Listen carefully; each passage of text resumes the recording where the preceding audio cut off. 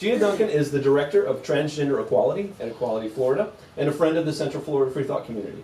She currently chairs Transaction, which is Florida's advisory council, and it's Equality Florida's Transgender Inclusion Initiative, where they ensure that all the work that they do at Equality Florida have transgender issues woven into those. Gina also serves on the organization's steering committee and the Orlando Anti-Discrimination Alliance, which was instrumental in passing the Orange County Human Rights Ordinance and Domestic Partnership Registry in Orlando and Orange County. She chaired the Transgender Day of Remembrance and Transgender Career and Wellness Fair events. She served 2 terms as president of the Metropolitan Business Association, Orlando's LGBT Chamber of Commerce. She's recognized as a national and international spokesperson and educator on transgender rights and public policy and civic engagement. And we are so lucky to have her twice with those credentials here, and she's racking them up every time she comes, so she'll have more next time as well. Please help me in welcoming our friend, Gina Duncan.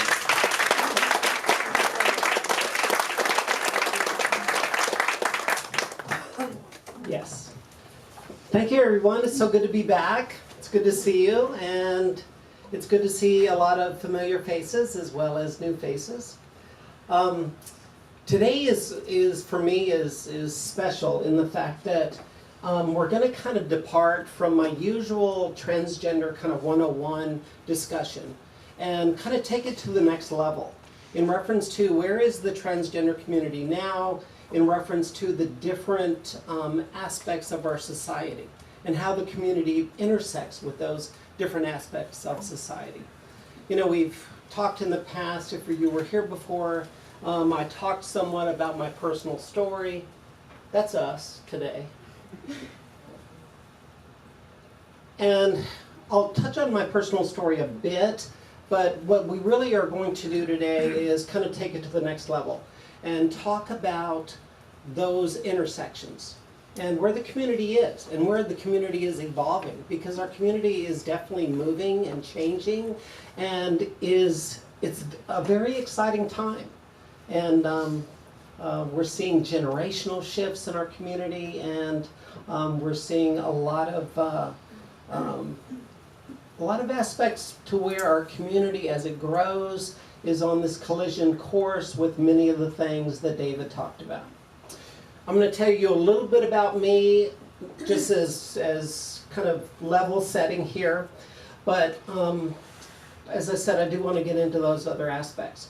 This is just to kind of humanize and put a face behind the concepts, but please know this, that nothing is off the table, no question is out of the ordinary or off the table. I do this every day for a living, and I've been asked amazing questions all over the country, and so feel free. I knew I was transgender at a very young age, and sometimes I feel like I'm boring people with my personal story, but I knew on this beautiful Saturday morning when my sisters grabbed me and cajoled me into joining her and her friends in a dress-up party, and I knew when she finished donning this little flowery sheath, much like this one, and dabbing lipstick on me and polishing my nails, I felt for the first time that I could breathe. And I knew at that moment that would always be a part of who I am and who I was. Like many people in my generation, however, I didn't really act on it until later in life, which is certainly not the case now. But the important things to note is obviously that a transgender person can be born into any family. My wonderful family, we had a large family, 2 boys, 2 girls, our 2 brothers and 2 sisters, upper middle class family. We traveled all over the country doing defense aerospace work that my dad did, and he settled in Merritt Island where he was a high-level guy at NASA during the Apollo moon missions and all that good stuff. As often happens with transgender people, see Caitlyn Jenner, I kind of threw myself into perhaps overcompensating for who I was, and I was this big athletic star when I was growing up. To this day, I still hold the record for the most home runs hit at Merritt Island Little League, and I'm very proud of that. 4 home runs. I was homecoming king. I was Mr. Merritt Island High School. I got a football scholarship to go to East Carolina and went to East Carolina to play football under Pat Dye, a Hall of Fame coach, and came back to Florida to raise 2 amazing kids.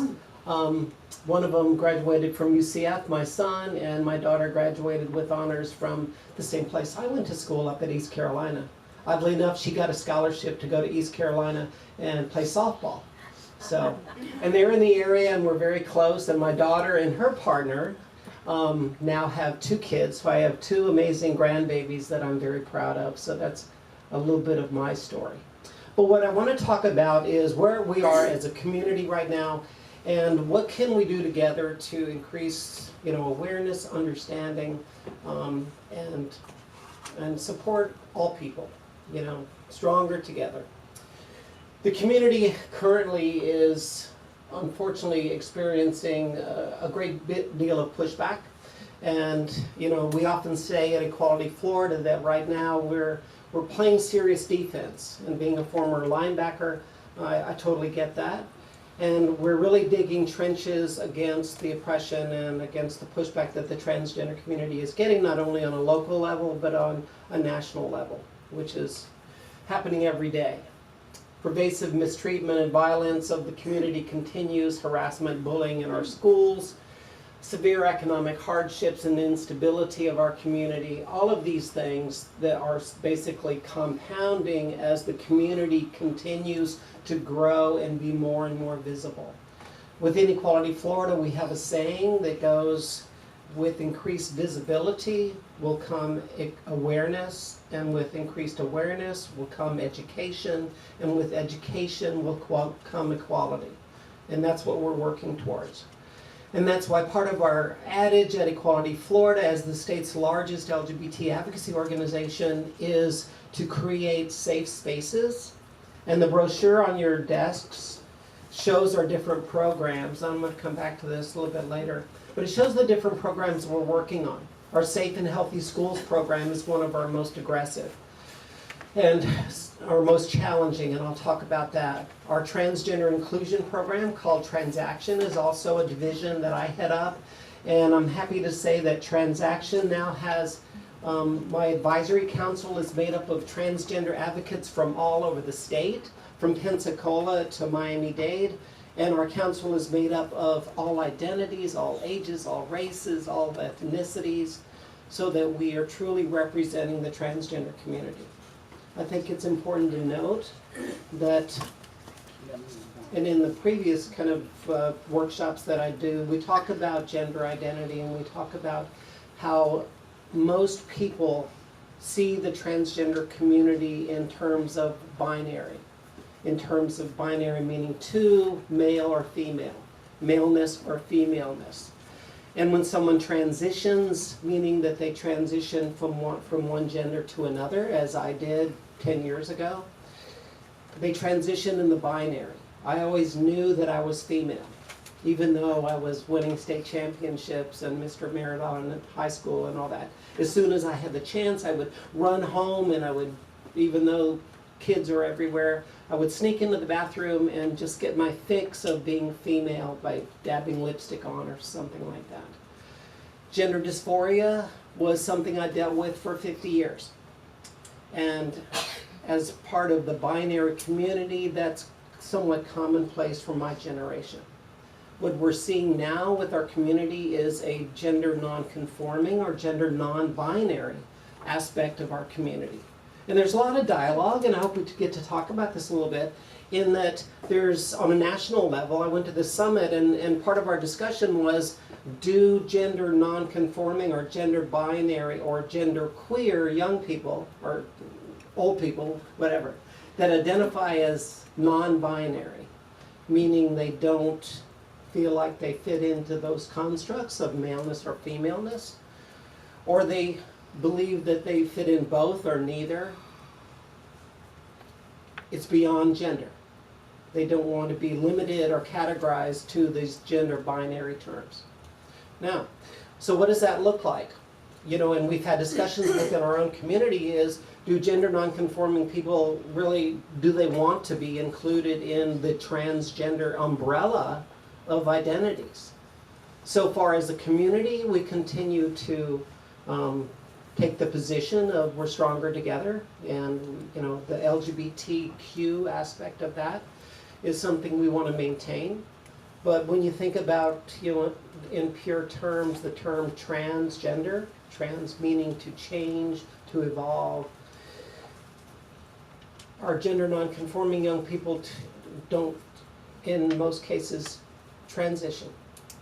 They simply express themselves differently in their true and authentic selves and reject the constructs of gender.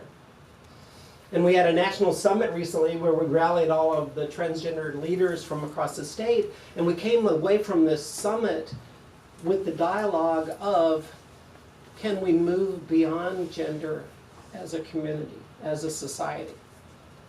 When you think of it, it's a very interesting concept. What happens if we didn't have these marginalizing and often dividing aspects of our community, which are dividing us through gender? Guys over here, women over here. That kind of thing. And I've been to events. It's interesting when Chaz Bono came to UCF a couple of years ago. I had the good fortune of being on a panel with Chaz and helping to introduce him, and looking out over that crowd at UCF of over 250 young people who are very gender fluid and gender nonconforming. Two things struck me. Number one, that the energy in the room was palpable. It was total acceptance. Everyone was comfortable in their own skin, and everybody was comfortable with everyone being in their own skin. And secondly, that there was this camaraderie that was felt because of that awareness and because of gendering issues were really not in the room. So something to think about, and we'll kind of develop that a little bit more. But as of now, we have our challenges as a community. And, even though we continue to grow as a community and become more and more visible, there's still a lot of issues that we see in the workplace as well as in our classrooms. The sad thing, we often say that if we can just get our kids K through 12 through that period and into college, that we will be able to significantly reduce the numbers of attempted suicide by our LGBTQ community in the school, in the classroom. Almost 50% of young people K through 12 who are gender nonconforming or transgender or LGBTQ think about attempt suicide at some point in K through 12. Most of the harassment and bullying inflicted on young people in our schools comes from faculty and administration. Sad. So, something we're working on. However, we're making progress. And these are some of the stats that show that more and more people are coming out at younger ages. More and more enlightened parents are certainly being more supported. Because why? Because there's more resources, there's more information out there to supporting your gender nonconforming child. And there's certainly more organizations who are fighting for civil rights and protections for the LGBTQ community. But it's all through education. Even in Tallahassee, David was talking about, these very conservative bubbles that we have across the country and across the state, and Tallahassee is certainly one of those. And it almost speaks very much generationally that more and more young elected officials that we're sending to Tallahassee totally get diversity and inclusion, where the older generation, my generation, in Tallahassee isn't moving that way. But we're seeing more and more young people as transgender coming out at a younger and younger age, and their parents are absolutely supporting them. And the very interesting thing is these mama bears, let me tell you, I get a call every week from a parent who has a gender nonconforming child or transgender child who they are fighting for to ensure that they're not harassed or bullied in the classroom. Yes, sir. You said there was more bullying from the school administration than actually the children. Yeah. Where did you get that fact? I can provide you with 6 or 7 studies, but there's been state and national studies that show that, Well, I'm damned. including the PTA, oddly enough. So, yeah, I should have put a footnote on that, but that's an interesting and alarming fact, right? And, Yes, it is. you know, and we see that in the fact that there's 67 school districts across the state. And those 67 school districts are in varying stages of developing policy and protocol to protect and support LGBTQ kids in the classroom. You know, we've got Broward County, for example. Broward has model policy, Fort Lauderdale area. And Broward County's LGBTQ policies and procedures are actually model policies that school boards are using all over, not only in the state of Florida, but all over the country.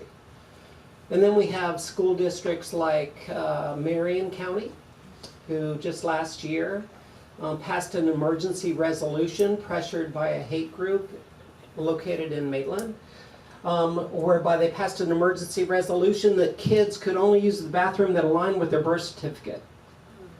Basically dismissing and completely marginalizing transgender and gender nonconforming kids in Marion County schools. And that's kind of the dichotomy, the differences in these different school districts that we're dealing with. But the key is moving forward.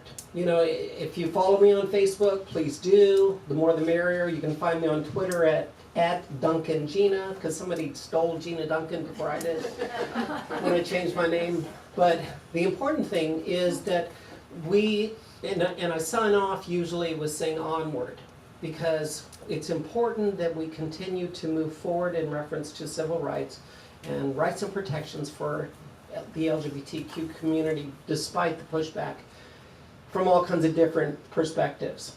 It was an amazing move forward when Laverne Cox was on the cover of Time magazine, the first transgender person to be featured, and you know, it's saying that this was the transgender tipping point, America's next civil rights frontier.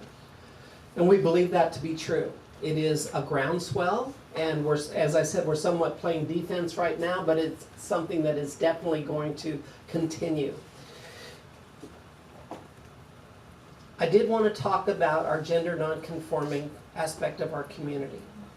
And what this basically means is gender non-binary young people, as I said, are, and I always say young people because for the most part, it's coming from our younger demographic within the transgender community. And whether they even, you know, should be trans, you know, in that definition.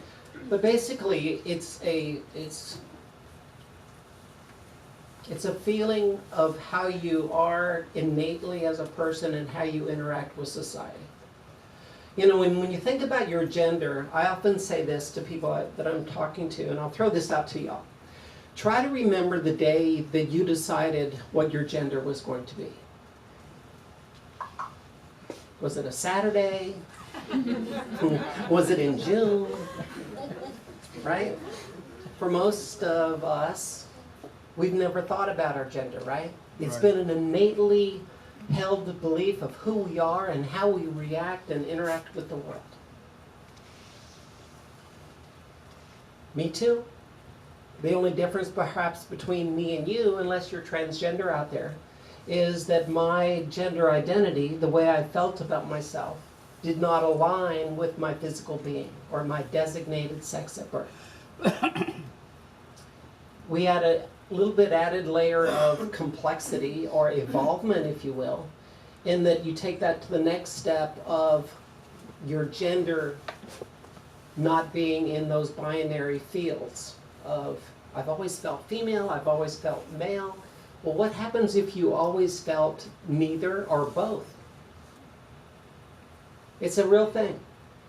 It's a real identity to be respected and to be fostered and grown and embraced. And that's what we're working towards as well. So gender nonconforming, we're working on gender non-binary education. It's all about allowing safe spaces for people to self-identify so they can be their true and authentic self. And that's really the core of all this, is creating spaces where people can simply be themselves. and not be persecuted or harassed for that purpose or because of that. As I said, visibility. What does that look like? Can we create safe spaces for people to be visible and be themselves and be supported? Engagement. How do we engage folks? You know, so many transgender people are pushed out, discouraged from attending. You know, don't run for office. I ran for county commissioner in 2012, and it was one of the most rewarding experiences of my life. It was not without hazard. I had quite a few doors in Winter Park slammed in my face. I'll be honest with you. I was the first openly transgender person to run for office in Central Florida. Thank you. Well, I recommend it highly. Everyone should try to run for office because you learn so much not only about yourself, but also about, you know, your strengths and weaknesses. And I got 40% of the vote, which we thought was, you know, if there's a moral victory coming from a football background, you know, I never believe in moral victories. You either win or you don't. But it was a great experience. But it was engaging. It was like putting myself out there, as many transgender people are doing right now, every day across the country, and saying, this is me, and I'm running for office, and it's not about gender. It's about whether I have the ability and the competence to run for this job and be your county commissioner. And so we'll see how that goes. Advocacy strategy has been just that as well, in that it is all about education. In my area, our Transgender Inclusion Initiative called Transaction, I started out working with major corporations and working with corporations you might not think were super progressive, but that are. A good example is Lockheed Martin. Lockheed Martin. Lockheed Martin, I have spoken at their Sand Lake Road campus probably 4 times. I've spoken at their South Orlando facility. They invited me to Bethesda, Maryland to speak to a diversity and inclusion conference. And they're a good example of a corporation who absolutely is walking the walk and talking the talk in reference to diversity and inclusion. They have a thriving employee resource group for LGBTQ employees. And they're like a model policy company for companies all across the country. There's a lot of information sharing going on between companies, like, you know, the Dardens and the Disneys, and the EA Sports and other, you know, industries. And we're seeing that certainly in the defense industry. Lockheed Martin's talking to Harris and to develop their policies. So in doing this work, we've seen that employers have kind of led the way, knowing that to be welcoming and diverse and welcoming diversity in the workplace provides them with a competitive advantage to be able to attract the best and the brightest. People want to go to work for a company where you can bring your whole self to work. And companies get that. In my travels, it's been interesting that starting out working with corporations has evolved to working with law enforcement, the faith-based community, the media, healthcare, and seeing that different parts of our society are moving actually at different paces in reference to inclusion and developing welcoming spaces for LGBTQ Floridians. And we'll talk about that. So the visibility aspect of what we do at Equality Florida, as I said, transaction. It's been very gratifying to me that we've been able to grow our transgender initiative within Equality Florida to where we now have work groups working in different areas that impact the transgender community, like criminal justice, for example. There are issues with transgender people when they get incarcerated. Transgender people, you know, a transgender woman, where should that person be housed in reference to the male ward or the female ward and things like that. We find there's a lot of issues there, for example, where transgender people are put in solitary confinement because detention centers don't know how to handle transgender people, and they haven't developed policies and procedures. So part of our work has been to isolate and look at these different areas. Violence is another issue that is in our law enforcement work team within Transaction is working on the issue of violence regarding transgender people. We experience an alarming amount of violence. And you know, there's an undertone to that that kind of speaks to the fact that the transgender community experiences a great deal of violence because there's an inherent belief or bias that transgender people are lesser than. You know, if you're transgender, you know, you're broken in some capacity. You don't have as much worth as a cisgender person. Cisgender meaning someone who is not transgender. And so we see that each year, as you might know, in November, the transgender community gathers and we commemorate the Transgender Day of Remembrance.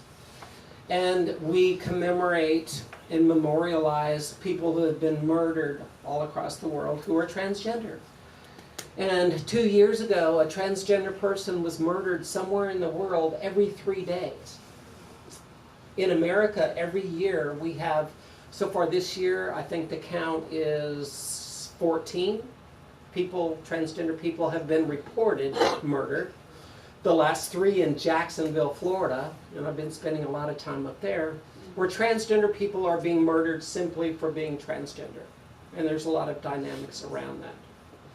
But we see that this violence is something that is pervasive and is something we're trying to unwind in working at Transaction and improving that. We're working in our schools and we're trying to educate all these different parts of our society as we move forward. We had a very, as I noted earlier, we had a very gratifying Transgender Leadership Summit, first time ever, where we gathered all of these leaders from all over the state to develop a 5-year strategy for supporting the transgender community. And we developed strategies around healthcare, addressing law enforcement, and it all centered really around education. And we divided up into work groups. So all across Florida, we now have visible transgender leaders who are working on these different aspects of supporting the transgender community and pushing back against, in many cases, faith-based organizations, unfortunately, who are our major opponents. Yes? I was just wondering how you guys balance the importance of visibility, knowing that there is that danger of violence, that when you are putting these leaders into positions of power, there are always going to be people out there that are going to want to harm them for being visible. That's a great question. Did everyone hear that? Can you repeat it? Yeah, it was the balance between being visible, yet putting yourself out there where you could be subject to violence or harassment or marginalization or whatever. And I've experienced that myself. So part of what we train, both internally and externally, is not only to be out and visible, but how do we create safe spaces? And then secondly, we train internally and we also work, like in Jacksonville, we recently had a town hall because up in Jacksonville, the Jacksonville Sheriff's Office has been very non-responsive in trying to solve these murders. Because unfortunately the 4 women were gunned down, 3 of them died. All were transgender women of color. As far as we know at this point, 3 of the 4 were sex workers trying to survive. And then, you know, this is something that we're working on within our community, is that we have this cycle of violence that is pervasive within our community. And, you know, some of it is societal and some of it is something that we need to work on as a community as well. And it usually looks like this, that for some reason someone falls off the grid. You know, they're working somewhere, they transition on the job, they get run off their job for being transgender. So lose their job. All of a sudden their quality of life starts to suffer, they become homeless because they can't get a job. They're in mid-transition, let's say. Lose their job, lose their home, end up on the street, family rejects them. They get into a mode of trying to survive. They end up on the street doing whatever necessary to survive. End up putting themselves in harm's way, end up being a statistic. So, multi-pronged answer to your question.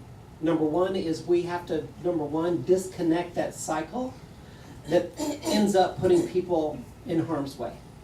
And we're looking at all kinds of strategies around that. Starts with the workplace. How do we make sure that companies are inclusive and welcoming so they don't run transgender people off for transitioning on the job? You know, I was fortunate, I transitioned at Wells Fargo as the regional manager overseeing a third of the state of Florida, 26 branches, 300 employees. And Wells Fargo absolutely said to me that, you know, you're the 17th person to transition on the job, you absolutely will be supported. And when you are completed with your transition journey, you will have your job as regional manager. It will not be in jeopardy. So creating those spaces, disconnecting that from education aspects so people don't lose their jobs. Homelessness, working with organizations and increasing awareness in the community in reference to that transgender people are okay to rent to. You know, they're not perverts, they're not pedophiles, they're not all the things that you sometimes hear in public policy discussions. How do we keep people from being homeless that way? If they are homeless, how do we educate shelters? Which is another problem, where transgender people are being turned away from shelters simply for being transgender. Get this, when Irma came through, you know, we didn't know which part of the state was going to come up through the middle, and then it ended up going through St. Pete and that kind of stuff. I must have had a dozen calls from transgender people across the state who were turned away from shelters because they were transgender. Public shelters? Yeah, huge problem. Some shelters, women-only shelters, they were asking transgender women, well, you can only stay here if you've had your surgery. Can you imagine that? Someone, you know, insulting someone to that degree. So we had, you know, so that's another area in this cycle of violence we're trying to unwind. So that's critically important. So yeah, it's a multi-pronged aspect to the issue, but, you know, and a lot of it is internal as well as creating, you know, these safe spaces for people. Great question. Okay, so we believe that in all the work that we've done, that the most effective way to address this is grassroots to grass tops. So in working with major employers, we engage their employee resource groups. When we're working with school districts, we're engaging teachers at the grassroots level. But we're also going in and we're talking to CEOs and C-suiters. And we find that there's so many major corporations who absolutely get this. You know, I still remember we had a forum and we had the CEO of, I think it was EA Sports. And he said, one of my biggest challenges I have, and this was before Orange County and Orlando had human rights ordinances, but he said, one of my biggest challenges is putting progressive people that I need to transfer to Orlando, because they have a campus up in Maitland, on a plane in San Francisco, and they get off the plane in Orlando with less rights and protections than when I put them on that plane. So guess what? They don't want to get on that plane. So we see that, you know, employers are leading the way in reference to that. So from the grassroots, pushing up with school districts and teachers to develop policy, with employers, C-suiters down. So it's a multi-pronged approach to working for civil justice. Working for all identities and inclusion. You know, again, talked about this several times, but that's an important aspect of who we are and where we're going. And then creating that visible, aware situation. This is how we kind of look in reference to our interaction with societal institutions. And you can see, as I was saying, that employers pretty much get it. Because again, why is that? Because they see that they have a competitive advantage by being able to recruit the best and the brightest coming out of college and to retain those people. Because people are proud to work for a company that is inclusive for the most part, especially, you know, the Gen Xers and the young people coming out of colleges today. Thus, we see colleges and universities are absolutely leading in this field as well. I think I've spoken at every college and university in the state of Florida, except the University of Miami. I haven't spoken to them. But they're wanting to educate and expand and make sure that they're creating safe spaces for college students to be able to bring the best and brightest to school. The media's getting it. But let me kind of tell you a story of how this interfaces with law enforcement. So they're kind of hand in hand. The New York Times, I think 2 years ago, published policy and protocol on how to properly report on transgender situations, where you're engaging as a reporter with transgender people. And the New York Times guidelines were very comprehensive. However, let's take Jacksonville. And that's fresh on mind because I've been up there so much lately. But with these murders in Jacksonville, because the Jacksonville Sheriff's Office is a very slow-moving law enforcement agency to develop policy and protocol, the Department of Justice put out in 2016 that when these women were murdered, they misgendered them and used their dead name or their old male name. Remember, these are transgender women who have been murdered.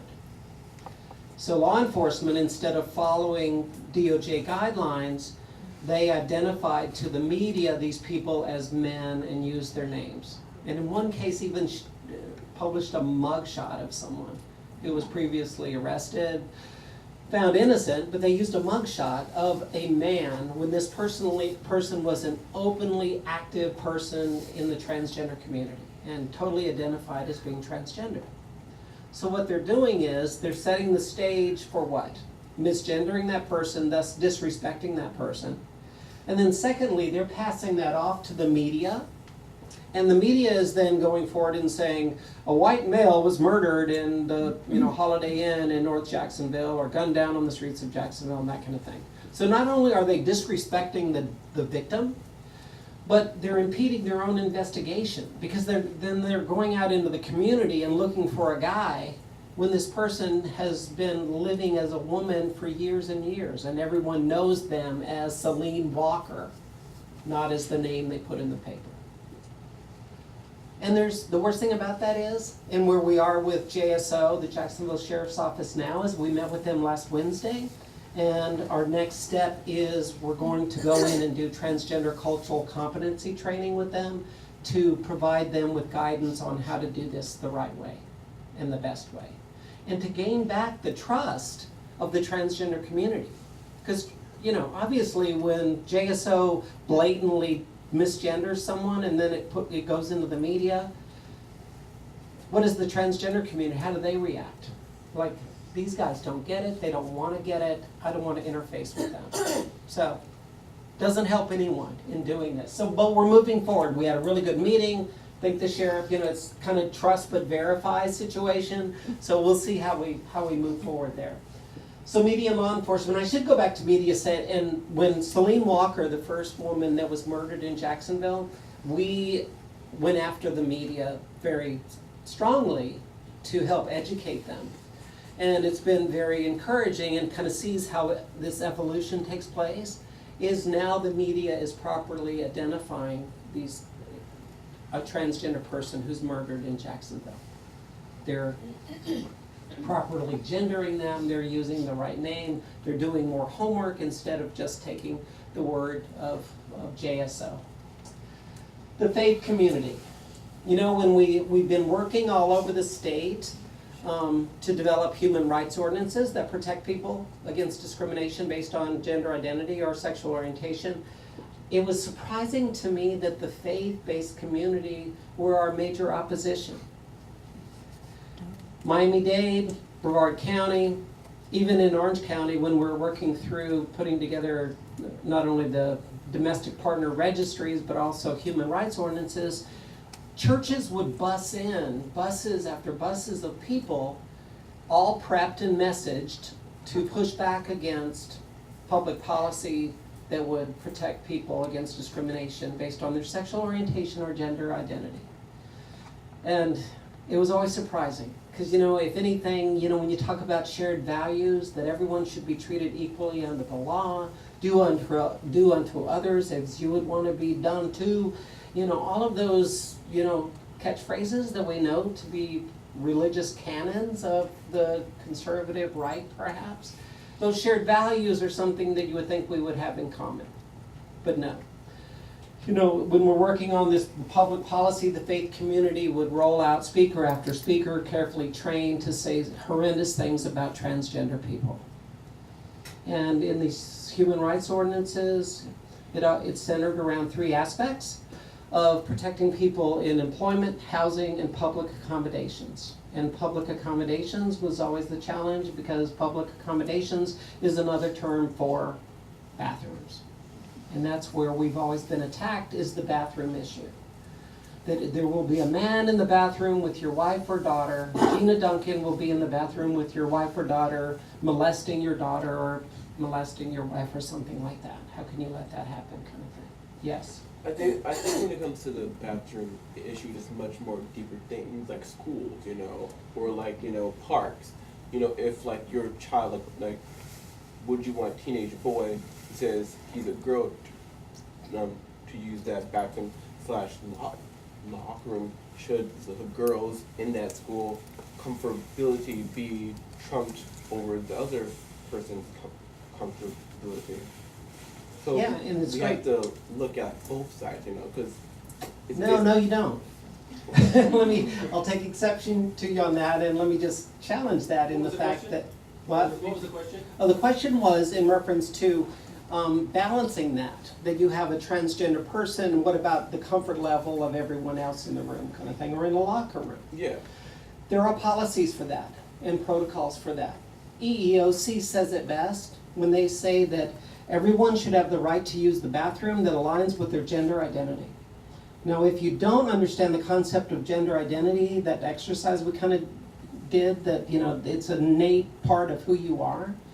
If people don't understand gender identity yet, then yes, there will be issues.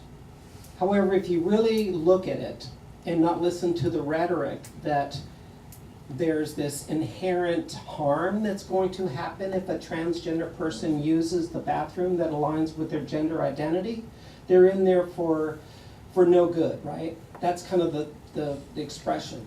Or that other people will be inconvenienced by that.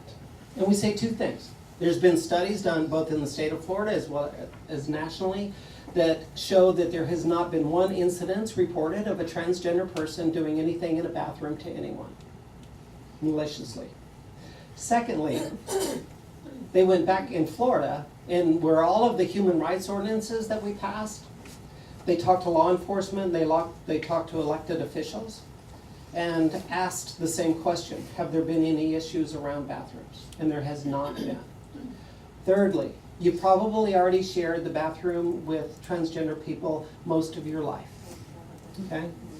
And then I think lastly is the important concept is that a transgender person should not be inconvenienced for being themselves. So EEOC says in the workplace, for example, that if there is someone in the workplace who objects to sharing the bathroom with Gina Duncan, who they used to know as the regional manager Greg, then it's up to that person to make other accommodations to make themselves comfortable, not me. It's a great question, and it's a very debatable question, but it really boils down to one's ability and the recognition that people have the right to be themselves, and people have the right to live their gender identity. Yes, So sir. we want to do questions with the microphone. Do you mind finishing and then doing the questions, Gina? Is that okay, or would you rather do the questions now? Either way. Whatever you think is best. We can do them now if you want. Okay, yeah. I don't want to miss the We'll audience. do them as we go, yeah. Sorry. Well, it's more or less an observation. If somebody transitions from, say, female to male, and they walk into a men's bathroom, chances are no one's going to know the difference. Right, But if they walk into the gender they were born with, female, if they walk into the woman's room, there's going to be big to-do about it. So unless you know, unless a community, like people in a school, happen to know that someone wasn't born whatever sex, in normal circumstances, there would be less disruption if the person chooses the gender they identify with and are dressed for. and that's a great point, and let me touch on a couple of points here. And number one is part of the issue, and you know, a bathroom bill was introduced in Tallahassee a couple of sessions ago. Similarly to the Marion County School Board that said that people could only use the bathroom in public accommodations, which would include libraries, airports, parks, restaurants, every public place you go. This bill said that you could only use the bathroom that aligned with your birth certificate, okay? Now you can imagine the challenges that would put transgender people in. You know, you're protected at work, your company is very inclusive, and you have a great situation at work. However, then you go to a restaurant and you can be harassed in the bathroom. Now let's talk about what that really looks like in real life. And to some people it really rang home that I don't want a man in the bathroom with my daughter. And so there's been a lot of rhetoric around this, but when you really drill down on it, you see, number one is, what does that look like in real life? And the point you're making is, who's going to be standing at the door judging on how female you need to look to use the women's bathroom, right? And then secondly, and how we defeated this bill in Tallahassee, is the whole paradigm that people often forget is we have a vibrant community of transgender men, people who have transitioned from female to men. So through transaction, when we were fighting that bill, we brought to the podium, I'll come right back to you, at least a dozen transgender men, three-piece suits, beards, deep voice, broad shoulders, step to the microphone saying, if you pass this law, I will be the guy in the bathroom with your wife and daughter. And let me tell you, lawmakers ran for the door. You know, and this actually happened, you know, it happened through Facebook. We started seeing posts of transgender men going, I'm in the women's bathroom, is this what you want? With these bathroom bills that were surfacing all over the country. So it kind of spoke to the ridiculousness of the enforceability of that. And then secondly, say you challenge someone in the bathroom, show me your what? Show me your birth certificate to prove that you should be there. Everybody's got their birth certificate in your pocket, right? So, another thing we've done is we've actually changed the policies for birth certificates, so that's something we've made easier for transgender to change your gender marker, so in case that ever comes up again, we have that safe. Did I address your question and where you were going? It's fine. No, tell me more, because I'm concerned about what you were thinking. Well, as I'm gay and I'm a conservative. Yeah. Just thinking about transgenders, I don't understand inherently. I don't understand the whole gender non-binary and all the whole thing. I have a very, I guess, old-fashioned view on gender. Yeah. It's just that my issue with transgenderism, or my misunderstanding of it, is because I don't really care what you identify as. It's just that when it comes to certain things like, okay, schools and just like how we talk about gender and sex and how we understand it, I think there should be an inherent truth to some things like male or female, because gender is just a social construct, you know, by different cultures and what society deemed as what a man and a woman's supposed to be. But sex in itself is more biological, you know. Like I don't really care if you use a bathroom if you already transitioned. Well, if you've already had surgery, then you can use the women's bathroom. Yeah, because like, see me, if I just put on a dress, then am I just a cross dresser, or am I trans? You know, gender. What is transgender if you don't go through the surgery? You're just, you know, drag, or you're a cross dresser, or you're a woman being a dyke, or, you know, whatever, you know. So that's, I guess, my breakdown of it. Yeah, and an interesting perspective, and that's what we often hear in pushback against the transgender community. And I would say two things. Number one is to move past that thinking is to embrace the concept of gender identity. That being transgender is not about what's between my legs. It's about what's between my ears. And so if you don't accept the concept of one's gender identity, the possibility of that being separate from their physical makeup, then you know, that's a challenge. Secondly, you're right in the fact that surgery does not make a transgender person. There are many transgender people who never undergo surgeries and things like that. It is all about simply people being able to be their true and authentic selves. The other aspect of that is, and I would push back against your argument or your thoughts a little bit in reference to whether they're drag queens or they're in early transition or whatever that may be, is who makes that valuation determination, right? When they pass bathroom laws in other states, they've been cisgender women who were born women, raised a family, accosted in bathrooms because people thought they were transgender. And they were like totally blown away because they don't even know what the term means. But they happen to present masculinely, perhaps.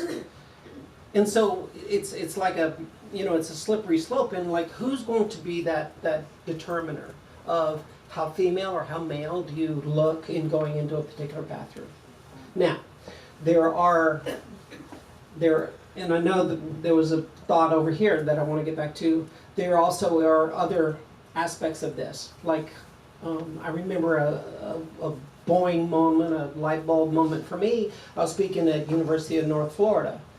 And we were talking about bathrooms and things like that. And they're like, I don't even want to be involved in that. And the fact that I am gender nonconforming and I don't feel comfortable in either bathroom.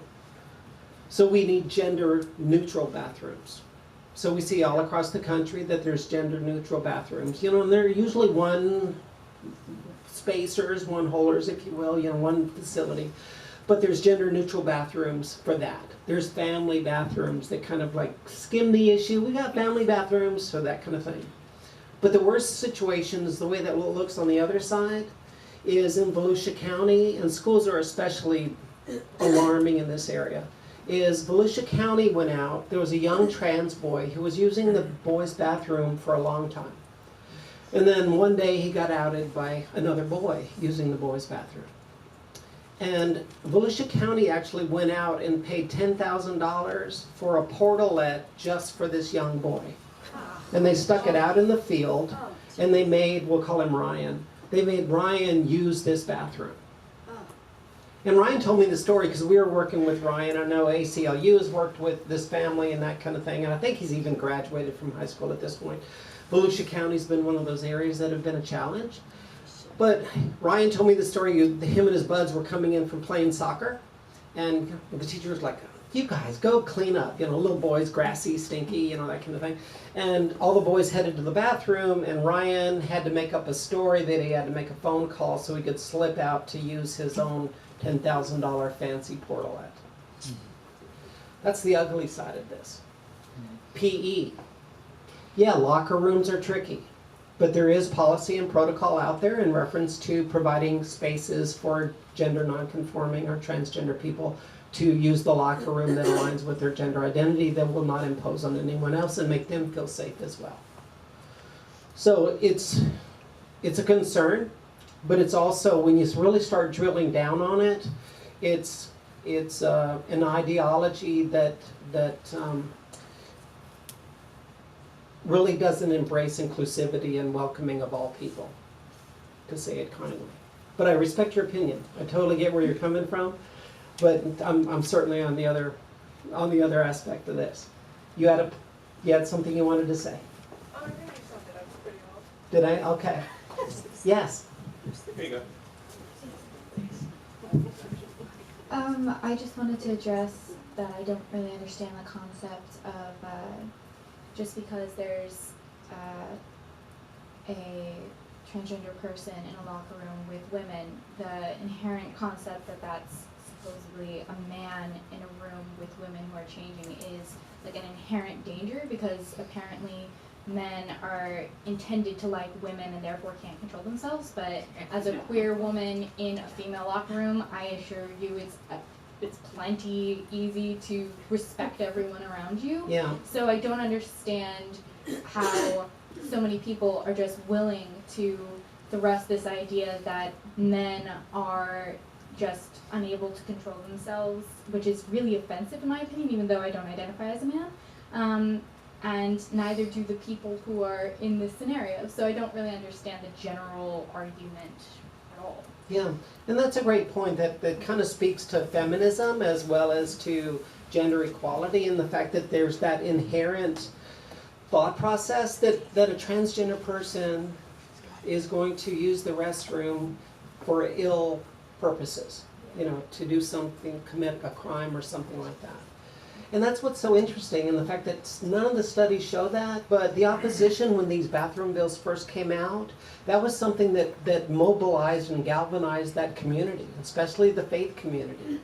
That absolutely, I don't want a guy in a dress, that's code for discrimination against trans people. I don't want a guy in a dress in the women's bathroom, molesting my daughter and all that verbiage I've been saying. But then when you drill down on it, there's no basis of fact behind this. There's no studies that show this. And when you really understand the concepts of gender identity, and getting back to your point as well, in reference to the fact that this implicit bias of there's harm intended when someone uses a bathroom, trust me, the only thing transgender people want to do is use the bathroom, wash their hands, and go back to their lives, just like everyone else. So great discussion. I appreciate those viewpoints. I know There's I about missed 10 you. questions here. Are you going to be able to finish though? I want to No, make sure I'm you going get to your points. proceed, but I Okay. do want to take yours before we leave this, and we can come back to this. Sure. Actually, this is my comment to this gentleman up here. I'm a female. I'm extremely, extremely masculine. And this entire bathroom situation has actually caused a lot of issues for me. I identify as a lesbian. I went to the Oviedo Mall less than a few weeks ago, and I went to go use the restroom with my partner. And I got screamed at by a random citizen, yelling at me over and over again, excuse me, excuse me, excuse me. And I had to turn around. I'm actually deaf too, because I have hearing aids too, so he's yelling to the point where I can hear him. I had to turn around and scream, I'm a girl. This type of situation for me, because I have friends who are transgender who get yelled at a lot, was actually a big eye-opener, because I don't understand being transgender. I'm just very masculine. But the amount of pain that I went through that day, that I had to yell at somebody, I can't even imagine what my friends go through. I support them, and it's not about understanding who they are, it's about supporting them. Even if you're in the LGBT community, you have a lot of issues already. You have to learn to come together. And again, it kind of goes, great point, and thank you for sharing that. I know that was hard, and I have to say that, my daughter is a lesbian, and she presents very masculinely. And this has happened to her several times. Keep in mind, she's married, has 2 kids, her and her partner have been married for some time. But she, and we've had this discussion, and this is kind of interesting as well, in the fact that when I first transitioned, or we talked about me transitioning, my daughter and I had several over wine conversations of, Mandy, that's not the real name, but do you identify in any way as transgender? Because she'd just as soon lose a finger than put on a dress kind of thing. Dresses, when they go out, when they go to weddings, she wears a tux, all that kind of stuff. And I said, do you feel within the transgender community? And she looked at me like I had 2 heads. She goes, absolutely not. I am a lesbian. I love my wife. I identify as female, but my gender expression is this. This is the way I feel comfortable interacting with the world. So those concepts and that stuff I actually covered last time was separating those things. Because you actually separate gender identity from gender expression. Just because you may present in a masculine way does not make you transgender. And then sexual orientation. There's a concept that most people, even within our own community, believe that transgender people are all gay. But you look at me, for example, say if I dated men, the categories I would fall into would be what? So my gender identity would be what? Female. My gender expression, my sexual orientation, straight. Right. Right. Okay. So it's interesting that in the fundamental trans competencies that we train, we have the genderbread person that you might have seen. I don't have it on this one, but it talks about those separate concepts that just because you're transgender, and you think about it, transgender couples where someone transitions and they stay together, they go from being a heterosexual cis couple, not necessarily cis, but heterosexual couple to the male transitions and they stay together, and now they're what? Now they're a lesbian partner. And that's why it was so important. I remember going to a rally and someone saying, Gina, why are you here? This has nothing to do with you, when we were fighting about marriage equality. And I said, absolutely it does. When you think about it, and I have a really heartwarming story where a transgender friend of mine who transitioned and they stayed together called me, and he said when marriage equality came to our world, he said we had such an amazing wedding when we got married as a male and female. They went to Hawaii, and that was a huge part of their story. And we'd get together and they would often refer back to their Hawaiian destination wedding, and that was part of who they were. And then when he transitioned, that kind of fell away, because at the time marriage equality wasn't here. But when marriage equality came back, I remember she called me and she said, my wife and I just sat on the sofa and hugged each other. And we were revalidated from our wedding, because now we are once again legally married. So yeah, it absolutely impacts the transgender community. So, great discussion. We'll come back to questions. Faith community challenge. We have people working with churches, and the UU churches and different churches across Florida and across the state are more inclusive than others, but that's an area we're working on. And then, of course, all kinds of issues in reference to incarceration issues and shelters.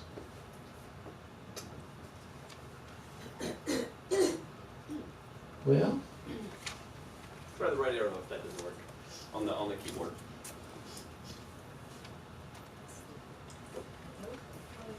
I'll work on that if you want to answer a question. yeah.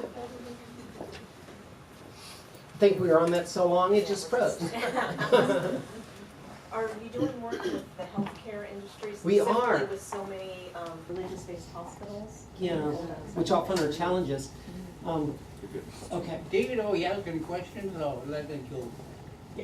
She's deciding Yeah, what you do. yeah, we were just doing that, but we'll come back to questions, but save that thought, because that's a good thought. Okay, so part of our strategy is this, and it's interesting, we were in Lakeland yesterday, if you follow me on Facebook. We had a great group that turned out for advocacy training. We're traveling all over the state teaching people how to advocate for social justice. And we talk about message and media training in reference to, everyone should be on the same page in reference to messaging. We can unwind a lot of really great work if we're all not saying the same things. Shared values, we talked about that. How do we reach the far right? Well, the first step is shared values. Everyone should be treated equally under the law. All those kind of shared values. And it could be work values. Where don't you believe that there should be workplace protections, because everyone should be able to carve out their own piece of the American dream, no matter what their gender identity is. Everybody should be able to provide for their families and own a home. This is America. It's not about gender. So those are the kind of the shared values that we talk about. Creating those safe spaces. Personal identification rights. We've been working diligently. We've made great progress in reference to changing and making it easier for people to change their personal identification docs. Usually in the binary, when someone transitions like me, the first step is getting a letter from your doctor that you need that say that you're under consistent care by a healthcare professional or a mental health professional in reference to gender identity or gender dysphoria. With that letter, you can then petition the state to change your name. And once you change your name, you can go to Social Security and align your new name with your social. 3 days later, you can go down to DMV and have your picture taken, your name changed, and your gender marker changed on your birth certificate. And then with that documentation and several forms, you can then petition the Department of Health to change your birth certificate with your new name and your new gender marker. And then you can do your passport as well. So all of these things have been a positive situation. We're always working on personal safety, violence, and homelessness issues. Certainly a big part of the social justice movement, and Jacksonville speaks to that. There's all kinds of dynamics at play there, from law enforcement to the media to the community, and how we can police ourselves better to not put people in harm's way. And then, as I talked before, breaking that cycle of violence.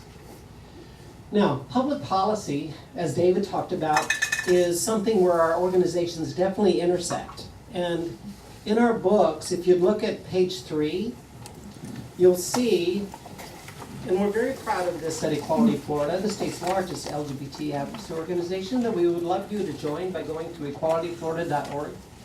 But we're celebrating 20 years doing this work. And you can see that on the left-hand side of that is 20 years ago, and on the right-hand side is today. And this speaks to the human rights ordinances that have been passed in the state of Florida that now protect people against discrimination based on sexual orientation or gender identity and expression in housing, employment, and public accommodations, as we talked. And you can see the progress that has been made. However, you can also see it's a patchwork. You know, and as that executive from EA Sports said, I relate to that in the fact that I can get in my car in Orlando with rights and protections that when I get out of my car for work in Pensacola, I have less rights and protections than when I got in my car. And just that trek from Orlando to Pensacola, you can see that depending on the zip code, I'm protected, I'm not, I'm protected, I'm not, I'm protected, I'm not. It's no way to live a life. So, since 2010, we've been pushing for a statewide non-discrimination law that codifies this. You know, with the passage of over 40 city and county human rights ordinances, we now have almost 60% of the state of Florida is protected against discrimination in those areas. With that mandate, you would think that we could move the legislature in Tallahassee to pass a statewide bill. Unfortunately, no. Our bill has only seen the light of day in committee one time. And it didn't pass there. It was 5-5 as far as the vote, so it didn't move there. But every year we're going to go to Tallahassee. Every year we go with a more and more diverse group. I'm pleased to say that this year 20% of our delegation was transgender and gender nonconforming people that went to lobby days with us to get in front of lawmakers. And you'd be surprised how many lawmakers making up bathroom bills or pushing back against our statewide non-discrimination law have never met a transgender person, much less had a dialogue with them. And I've had fun surprising several. So they think. Yes, so they think. Yeah. Yeah, I got some great stories around that, but and just let me tell you, well, just kind of break, kind of group of us, you know, we went in groups of 4 and we went in and we're talking to this lawmaker, and this lawmaker apparently took a fancy to Gina. So this guy's totally flirting with me and chatting me up until we broke into the conversation of being transgender. And of course I teed up, I'm a proud transgender woman, and same thing, you could just see, you know, he's thinking, what did I say? What did I say before? You know, and that kind of thing, so. Yeah, everyone's human. Okay, so human rights ordinance, the state discrimination law is called the Florida Competitive Workforce Act. And it's called that because it's pushed by major employers across the state. And then we have federal issues that you see here where unfortunately the LGBTQ community has been certainly attacked by this current administration, from repealing school place guidance that protected young people on the basis of Title IX that you've heard of. These religious exemption bills that we will see in this next legislative session based on the recent Supreme Court rulings. So we're in for a fight. Eliminating the LGBTQ community, doing things such as eliminating questions involving identifying LGBTQ people on the census, things like that. So all these steps to completely just dismiss the community. And of course the transgender military ban has been something that's been very visible. Bathrooms, we kind of talked about that. I love this one. Whatever, just wash your hands, right? I like it. But again, you know, it's important to note, and you'll see some real progressive stuff happening in Orlando soon in reference to all gender restrooms. But more and more, you know, you see progressive restaurants, things like that. All the restrooms are gender neutral or all gender restrooms. We talked about this, and these are E's, so this is, you know, kind of guidance from the EEOC. but there's no rule that a person must look a certain way to use a certain restroom. We talked about that. And courts have increasingly found that discrimination against trans individuals is sex discrimination, so that everyone should have the same rights in reference to, of course, public accommodations. Okay, and I like to leave everybody with the thought that it's important to note that being transgender, please leave with knowing this, that being transgender is not a choice. While it's been an amazing experience, and I recommend it highly, living a life in two genders has been absolutely fascinating for me, and very rewarding, I have to say. But it also has been quite challenging. And unfortunately, within our community, we have a 41% attempted suicide rate for people past K through 12. So it's a challenge that we're still working on to make sure that all transgender people and gender nonconforming people feel equally protected under the law and simply can be their true and authentic selves. Okay, so with that, thank you. Questions? Yes, we'll do questions. We will not do comments, okay? Because everybody in here has got a strong opinion about this, and I absolutely appreciate the dialogue we've had so far, but we can't go down that road for a long time or we'll bore the crap out of a couple of people here. So let's do questions. They end with an upward inflection and a question mark if you were to write them down. Okay, I'll let you decide who to go to. Okay. Yes, Jocelyn. You might have addressed this already, but one of the things that I've been going through as a secular humanist atheist is the Trump administration and the changes that it has caused me to feel in being out about who I am in that sense. Has there been a change in the transgender community related to that?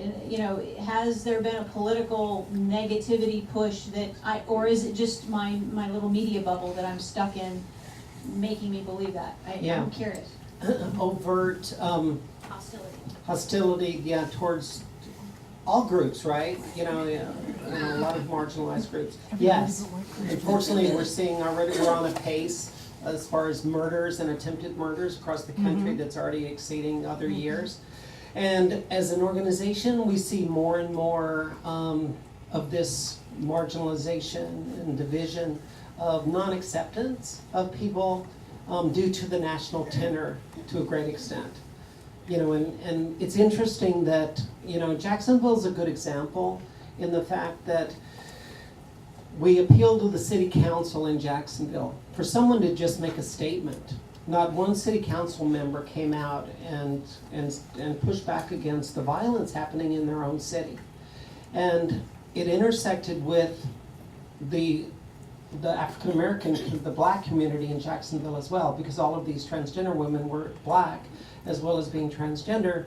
And we had a lot of people who stood up in front of the city council and talked about how JSO was not really supporting the black community in Jacksonville either. And the amount of violence and the people who had been arrested proportionally were black or African American citizens in Jacksonville. So yeah, we're seeing that this tenor within our country is definitely affecting not only the transgender community, but the LGBTQ community. We will see that manifest, we feel, and what we're preparing for now is the next legislative session where all of these religious exemption bills will surface. Due to the Masterpiece Cake ruling, we're going to see a lot of faith communities who are going to jump on that. So we're going to see a lot of people trying to push back, even against all of the human rights ordinances across the state, like they did in North Carolina, where they passed HB 2, which actually went back. What that would look like in Florida is they went back and said that it was an overreach by local municipalities like Orlando to pass these human rights ordinances protecting people, and they went back and they actually reversed them so that those things were no longer in effect. So we're on guard for that. And unfortunately, like I said, we're playing serious defense and we're winning some. The personal ID and gender marker was a great success, but at the same time, on a personal level, anecdotally, I'm being contacted more and more about people who've experienced things like you have, bathroom issues, violence in schools, all this kind of stuff, so yeah. I'll be glad to pick, Gina, if you would like. You looked a little surprised by that. I'd be glad to go around the room, or you can, either way. No. Where are we going next? Right here. Okay. I'm wondering what's going on with healthcare, specifically religious hospitals. and Yes. whatnot. Yeah, and that's a great question. Nothing is going on with religious affiliated hospitals. Florida Hospital does a lot of great work, and oddly enough, they show up in some degree even at Pride and things like that. But Florida Hospital is a religiously affiliated hospital, and we tried to work with them in doing transgender cultural competency workshops to no avail. So, Orlando Health, all over it, very progressive. Moffitt Cancer Center in Tampa, St. Pete, all over it, things like that. But the interesting thing, and I didn't get a chance to really talk about that too much, is that healthcare organizations have been, you might have seen them, they were on the end of my list. Mm-hmm. Second in the bottom. Yeah. Did I pass it? No. One more. You're having it. There we go. And the reason for that has been this dynamic and the fact that for the longest time, transgender people, usually in the binary, who transitioned, went to specialists because major healthcare organizations either did not offer this service or insurance did not cover it. So when I transitioned 12 years ago, I went to specialists who I knew were renowned in these areas of facial feminization surgery, gender reassignment surgery, all of those things. So to a great extent, it's not really been healthcare's fault per se, because the need hasn't been there. I mean, yeah, it would have been good if they were proactive and they absolutely, they developed these policies, but usually the policies get developed because of the need. So we're seeing healthcare organizations are racing to catch up, but they're on the bottom of the list just because of that. And we're seeing that more and more insurance policies are covering transgender-related care and needs for transitioning if someone does want to do that. So we're seeing there is more and more engagement with major healthcare organizations. So they're coming along. Great question, thank you. Thank you so much for your talk today. It's been wonderful. Yeah, thanks. I would like to know what you would like to see allies do differently in the course of our day-to-day lives. And I don't mean things like volunteer or donate, but just kind of on a day-to-day life. What can we do to help support the community better? And thank you for asking that. I often say that our biggest fear as transgender and gender nonconforming people is social isolation. We experience so much of that within our community, and it's getting better with more and more education and awareness. But for the longest time, people that transitioned or who were gender nonconforming, were ostracized by their families, they lost their job, they lost their home, all of these dynamics we talked about. So really it's just a matter of anything you can do to do two things. Create inclusive and welcoming spaces. And then secondly, calling out discrimination when you see it. If you see someone bashing a transgender person in the bathroom or whatever, be that person that steps up and identifies the wrong and supports that person. And we've kind of taken that approach since Pulse. Even Equality Florida has kind of changed our MO in the fact that we've always been an advocacy organization, but since the Pulse tragedy, we've been active in supporting major gun legislation reform in reference to semi-automatic weapons and protecting our schools and things like that. So we've kind of branched away from our stance before into other things because that certainly intersects with our mission of protecting LGBTQ people because they're, you look at Pulse and you certainly see that's part of our community and that kind of thing. So we're expanding in reference to that, and we're also more aggressive in calling people out who are overt bigots and discriminate against the LGBTQ community. On that last point, I want you to elaborate on the difference between a bigot and someone who's just ignorant of the correct language to use. And how do you know when that is, or guess well when that is, or how do you be charitable? What do you think about all those things? That's a great question, and it boils down to a matter of intent. And let me kind of frame it this way. And this is a recent situation that really got me to thinking as well. I was contacted by advocates in Brevard County who were saying that there was a problem in Brevard County in the fact that the Women's Center in Brevard County, which is a women's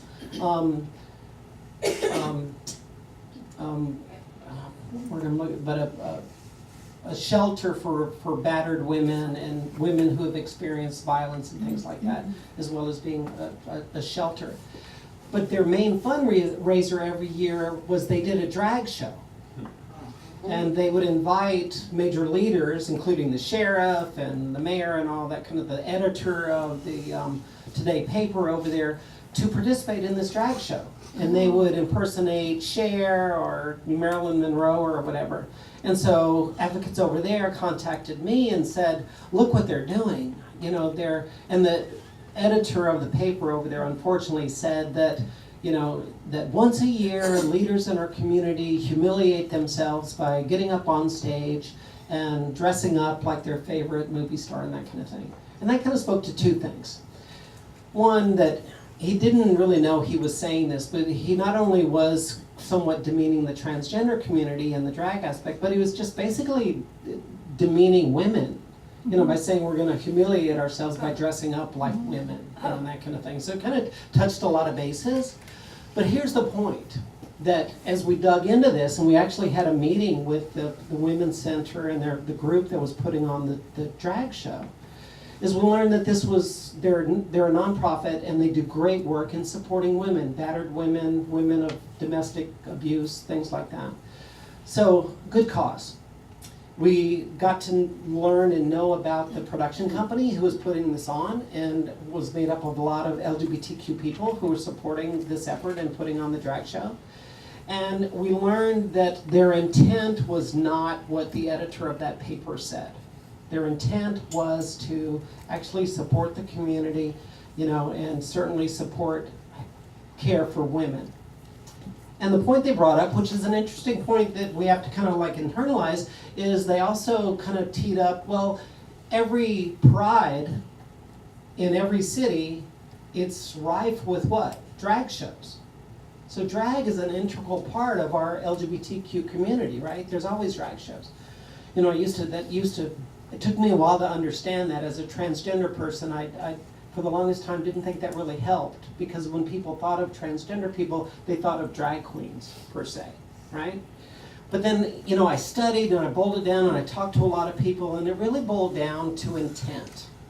And the fact that within the Pride community and the LGBTQ community at Pride, having drag shows is, drag performers are revered, right? If you're able to do drag and do it wonderfully and really performance art, even though some of these people could be transgender and often are in their journey, they're kind of perfecting their look and that kind of thing as they transition, the intent is positive and they're revered.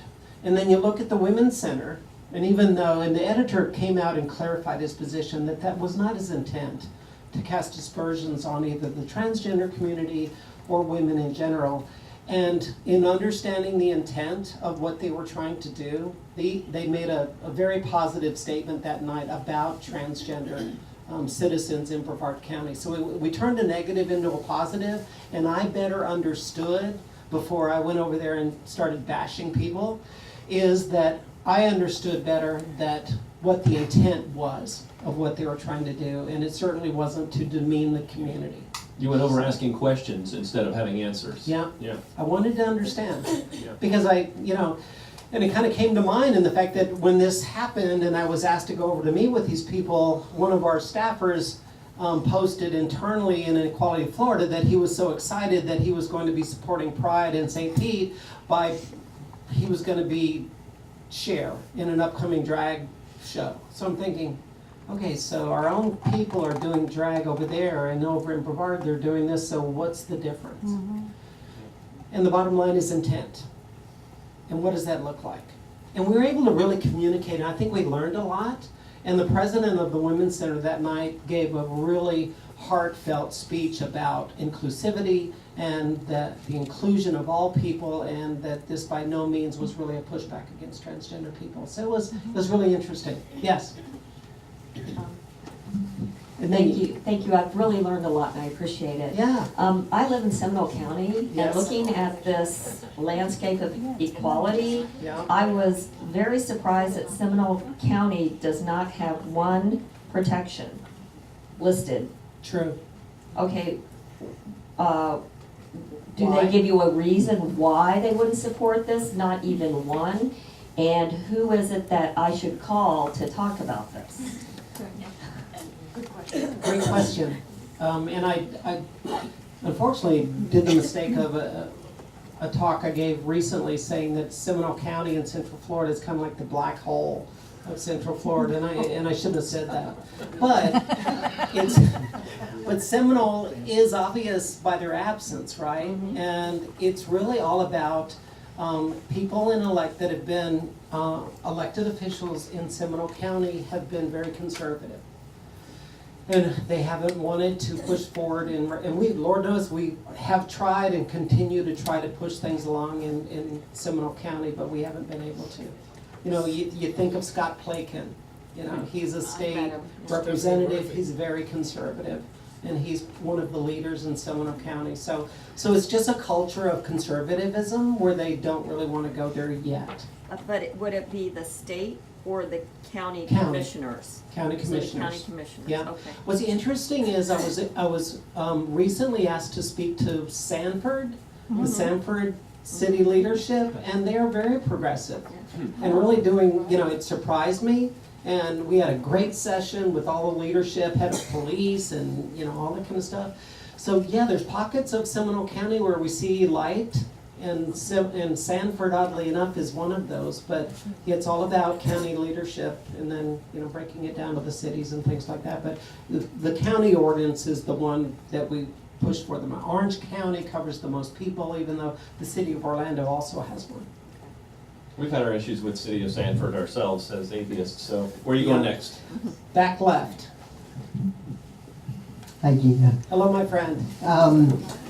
The question I have is, do you think the humanist, Freethought community and the transgender community are sort of natural allies? And the reason why I ask that is because, as some of you may have known, or may know, I used to participate in these monthly meetings as Jeffrey when Jack Maurice ran them. And then as Jessica in the transgender community, I noticed that some of the issues that come up in both groups are very similar. For example, the notion of coming out, whether you're a free thought person, revealing that, or if you're transgendered, whatever, revealing that is one of the common issues that we both have.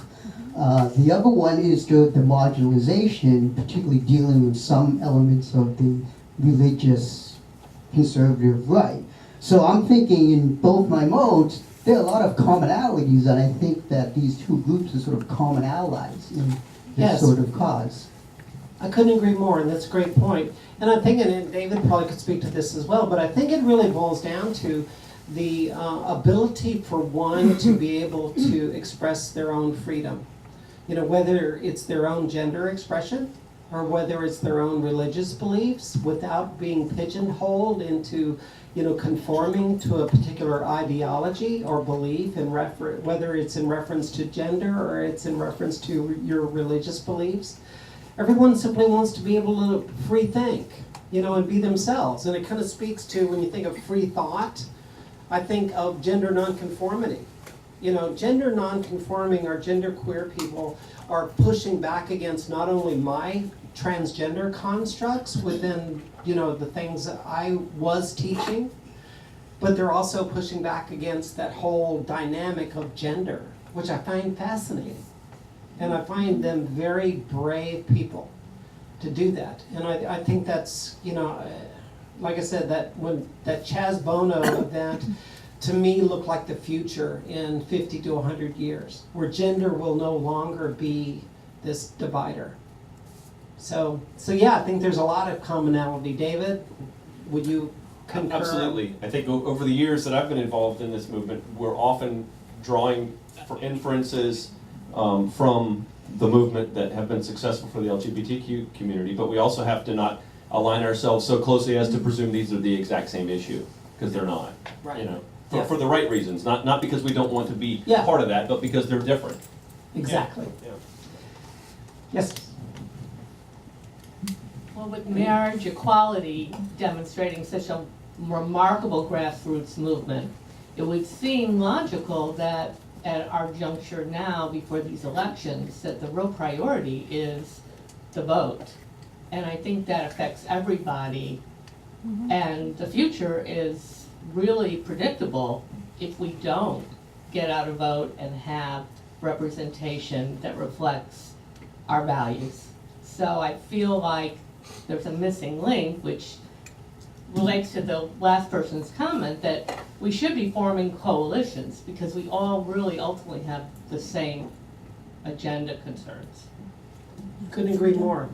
And So the last part was, are you doing anything? yeah, what do those towards that? coalitions look like? Yeah. There's the question. Yes. Like, Yeah, and she was nodding, so I figured she was on board. yeah. Well, and you know, and it takes all kinds of forms when you look at that, and I think it's very evident when you look at all these protest rallies. Okay, you know, you look at Britain, and I found that fascinating because I work from home, so I was able to like study the, you know, look at that and watch the crowd, and you know, they're pushing against oppression and an administration that they don't agree with policies and separating kids and things like that. But in that crowd, dozens and dozens and dozens of LGBTQ flags. So it's all about personal rights and civil liberties, you know, from the Me Too movement. All of that is connected, and we are definitely reaching out to that. You know, part of that looks like pushing back against, you know, gun violence. You know, that's an intersectional coalition where we're like partnering with with several women's organizations in reference to that, the school board issues. So yeah, there's a lot of collaboration going forward as far as electing progressive candidates and also making sure that the platforms are addressing those issues that are so important. Civil liberties, gun control, violence in America, violence against transgender people, things like that. So yes. Great point, and we are definitely doing that. Yes, in the back. Hello. I want to say that I think you're an amazing, brave, competent person and very articulate, and I've personally never met a transgender person, although I have a friend from high school whose sister went the transgender route and did the surgery, and she was totally supportive of her. So anyhow, and I knew this woman when she was a woman and she transitioned to a man. I haven't met her as a man. Anyhow, I'm wondering a couple things. Definition of cis, I've heard that word, cis people, Yeah. and also queer. I used to be LGBT, and then it started being LGBTQ. I'm not clear about what queer is.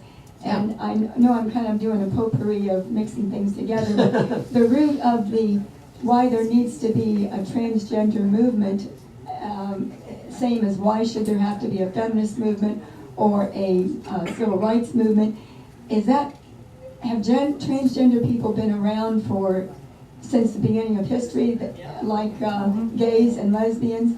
And is the root of the fear, is the root of the problem being that maybe people fear anything that is different from them, from them, and maybe they're concerned about the survival of civilization, that if people aren't getting together and having babies, that our civilization isn't going to survive. I know I've mixed a lot of things together.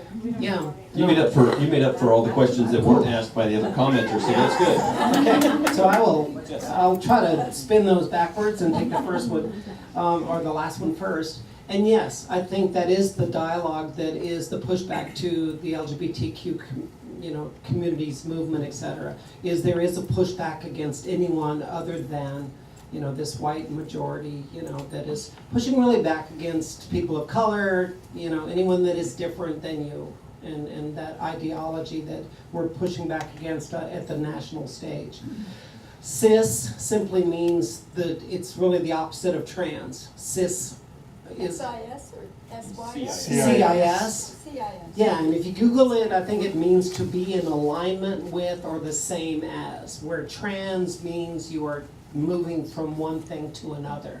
And I have to say that cis surprised me. I was giving a workshop for a major employer and someone asked me, well, what about cis? I'm like, I don't know what that word means. And so I kind of had to, it surprised me as well. But cis, if you're not transgender, then you're cisgender. Molecules are cis. Did I get that right? You mean like For now. Yeah. It'll change. Yeah. Oh, and then going back to the LGBTQ, initially, you know, in the evolution of our own community, it started out, and I say this anecdotally because different people believe different things, but it started out as questioning, people who just didn't know. And that really kind of moved into a more robust discussion and moved into being queer. And queer is an effort to capture the gender non-conforming community. You know, when I was young, you said queer and you got your mouth washed out with soap, right? Now queer is part of our vocabulary, it's part of our community, and many people, you know, are gender queer, gender non-conforming. They use the singular they as a pronoun. Instead of he or her, they use they, them, their. My admin assistant is gender non-conforming, and they use the singular they as a pronoun. So yeah, it's part of our community, and the Q is a vital and very dynamic part of the LGBTQ community now. So there are a group of people then that they're gender non-conforming, and we call them queer. Yes. Now, and sometimes, you know, we're a little bit of our own worst enemy in the fact that also, however, sometimes people use queer as the entire LGBTQ community. You know, the queer community is having pride, and that just means the entire LGBTQ community. So we have semantics are a little bit loose, but for the most part, you know, we're my story, and I'm sticking to it, is the LGBT and the Q is gender nonconforming or queer. Do I hear an abstention from anyone who might identify otherwise in the room? Yes. I'm non-binary and I identify as trans, and I feel I've seen a lot of people where some of them do feel that that some people do feel they identify as transgender, and then there are some people who kind of don't necessarily identify with transgender. And there's also this discussion of people who are like, well, transgender kind of more relating to dysphoria. So like saying as if more people who identify with transgender have dysphoria, and maybe those who don't identify as transgender. And that's personally how I feel, because I'm non-binary and I identify that way, and some people don't. So I feel that like the queer can definitely work for like gender queer people, and as well as like not gender non-conforming, but also I feel that like transgender is a good word to kind of include them. But you can always just ask to like people and be like, do you identify this way? Do you not? Yeah. You know. Yeah, we've come, you know, and thank you for that. I appreciate that input. And you know, as you can see, we're a community in evolution as well. As more and more diversity happens within our own LGBTQ community, we're wrestling to get it right. Everything from pronouns to, you know, allowing people to be in safe spaces to self-identify is critically important. And the validation of just confirming one's pronouns can do that. What are your pronouns? They, them, their, or in that you know, and we work with major corporations, you know, in the Trans 101 piece I do, we do things like when we're working with hospitals, you know, how do we take the ambiguity and inconsistency out of treating a transgender person? Well, you can solve that at admission by having proper admission forms that say legal name, preferred name, gender, a more expanded list of gender, not male and female, and then also preferred pronouns, or your pronouns, things like that. So from day one, you know, people have the ability to self-identify, and it takes all the mystery out of everything else that goes on after that. And it applies to the workplace and different things like that. We've got time for one more question. One more question. Well, there's 3-4 hands up, so we can keep going. If you have to leave, we are very behind, only because this is an awesome topic. If you are late for something, then please go ahead and go, and we'll keep going, okay? I'm good. All right, very good. Then right here was next. Okay, here you go. And then there. I kind of was just wondering what you recommend someone does if they are discriminated against in the bathroom. Because I've been in a similar situation as a woman before, and I just don't really know how to handle it. And that's a good question. We have a vehicle to help with that. And when that happens, gather as much data as possible. And if you have the ability to report that to somebody in authority at that very moment, that's also important. Then, subsequent to that, at equalityflorida.org, we have a you can click on Take Action, and then it says Report Discrimination, and you can fill out a discrimination form, and we have a relationship with the ACLU, and those report forms go to the ACLU, and they help us support that person who's been discriminated against. So there are vehicles for that. If it happens in the city of Orlando, you also can appeal it through the Human Relations Board at the City of Orlando, because we have a human rights ordinance in Orlando. So if you're harassed in, say, City Hall or the public library, you can go to City Hall and talk to the Human Relations Council Board, and that's their job. They enforce Article 57 of the City of Orlando's ordinances, and that involves non-discrimination based on sexual orientation or gender identity. So there are remedies. Thank you. Okay, yeah. I wish there was more, and I wish it was easier, but it's still a process, you know. But there are remedies, which is the good thing. This gentleman in the blue, yeah, he was next. Why did you put so little emphasis on faith? On what? Faith.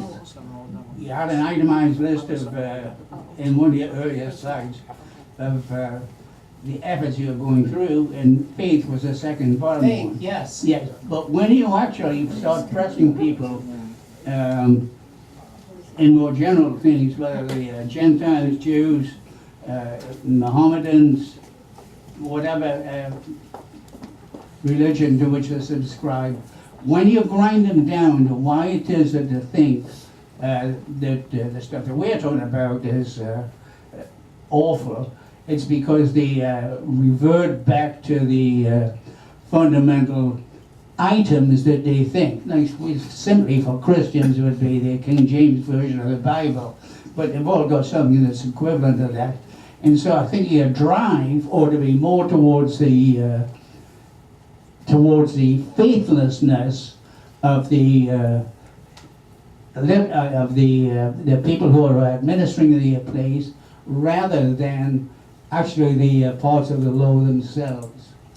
Well, it's a good point, and we refer to the faith community as those who profess faith and galvanize based on that belief. It's organized faith-based communities who rally and bus in people and have a coordinated effort to push back against social justice, in our opinion. So it's kind of a category that we've created that we call the faith-based or faith community, because it's organized religion that is mobilizing to push back against social justice issues, in our opinion. And they're real live. I mean, like I said, in Brevard County, we fought for a human rights ordinance there. It failed. In Miami-Dade, they busted in 500 people. We sat through 2 public forums of 5 hours apiece, where hundreds of faith people from these same churches were bussed in to speak about a bathroom bill and things like that. So it's organized religion that is pushing back against what we believe is social progress. The religions you're talking about, the Christian ones, in fact, if you really get through it, it's all of the religions that you commonly identify, like Gentile Jews. Yeah, so you're saying to better define that to fundamentalist Christians, get driven perhaps? down by them. Yeah, I hear you. I think right here.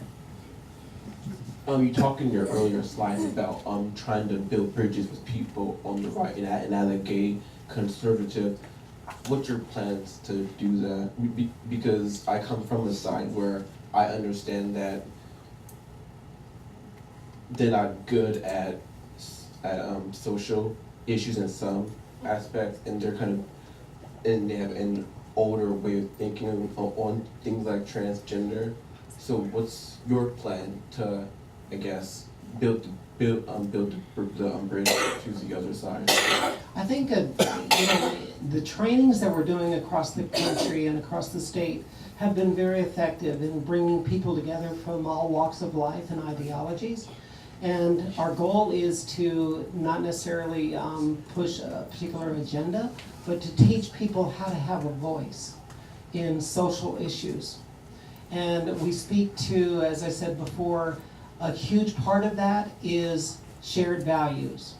And no matter how conservative your views may be or how liberal mine may be, I am sure there are things that you and I would agree on. You know, like treating people equally under the law. You know, just simple statements like that. So our goal as an activist organization is how do we improve communication between opposing ideologies by finding those shared values, commonalities that bind us all together. You know, and oftentimes it even, you know, we've done a lot of door-to-door work, and you know, knowing people are conservative in their ideology and their approach to life and things like that, and you can often even build bridges with patriotism. You know, that we're all Americans, we all believe in the same thing to the most part, that everyone wants to be able to have, you know, their own piece of the American dream, things like that. So it really is all about, besides education, visibility, all the things I talked about, it's really to move the movable middle of those people who may be on polar opposites or in that middle zone of, depending on, you know, where things are. It's really finding those common values that we can all share. And hopefully develop a positive dialogue from that. Thank you for asking. This is a simple question, but you were speaking of Chaz Bono, and I saw an interview with Cher from David Letterman from some years ago, and I didn't know until then that chastity was now Chaz. And so you say you envision a day when it will be beyond gender, maybe 50 or 100 years, hopefully much sooner. But since the LGBTQ world began and I began to be conscious of it, I settled it in my mind very simply. It's about people, loving people. And I would say personhood rather than manhood or womanhood. Why can't people just be people? And like varieties of flowers in a garden, they're all different, and there's no two anythings, even if they're the same variety, that are the same. And what a boring world it would be if everything was the same, including people. Here. Yeah.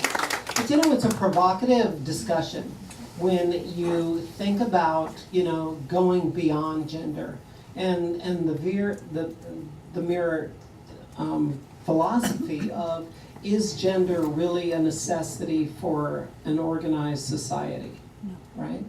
And I think maybe it borders on, you know, is religion even, you know, an integral part of a civilized society, you know, with all the evil that organized religion has done over the years since the Crusades or whatever. So it's an interesting dialogue, you know, and I've talked to many articulate people that believe that gender is needed, that, you know, gender organizes society, gender is something that gives us organization and standards and things like that. I happen to think from talking to so many people that have lived experiences in all areas of identities that I think gender can be fluid, that gender divides us more than unites us. Even though, you know, coming from, you know, my generation, gender's come a long way. You know, I come from the generation of, you know, mom stayed home and, you know, pressed dad's shirts and had the martinis waiting when he walked in the door and his James Bond thin tie and that kind of thing, to where we are today. So, you know, we've seen gender evolve in that way, and gender equality with male and female. Can we take the next step and go to gender equality of all identities beyond the binary? So, interesting. It's an interesting discussion. And perhaps a good place to stop. Let's do that. So, thank you. Thank you all so much. Oh, freedom from religion. In this nation, we need our freedom.